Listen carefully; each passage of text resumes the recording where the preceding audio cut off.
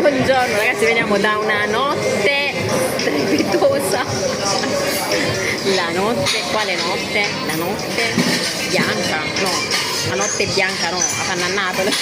La notte panna, ragazzi, è stata veramente una serata strepitosa. Ho detto bene, ragazzi, stamattina ho bisogno veramente 6, 7, 8, 10 caffè.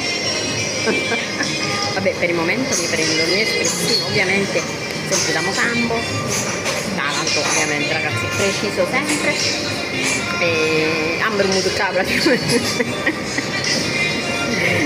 Vabbè ragazzi, comunque niente, dico solo una cosa, che penso che Taranto, ma in particolare questa zona dove tra l'altro io abito, via Liguria, al Corso, dovrebbe essere sempre così ragazzi, almeno non dico tutti i giorni, tutte le sere, però merita veramente di vivere le serate così, soprattutto nei fine settimana, in particolare la domenica, perché magari vabbè il sabato la gente esce, si mangia la pizza, però la domenica, anche il periodo invernale, ma anche il periodo estivo, è veramente bello vedere tanta gente spensierata, che si rilassa, che passeggia, che mangia, che beve, è veramente bello. Mi è sembrato di vedere un po' la mia Napoli, via Toledo, no?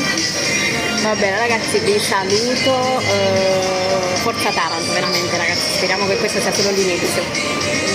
Niente, vi voglio bene, continuate a seguirci, da Mocambo è tutto, buona giornata, buon weekend, mi raccomando ragazzi, continuate a seguirci anche su Urbex Puglia.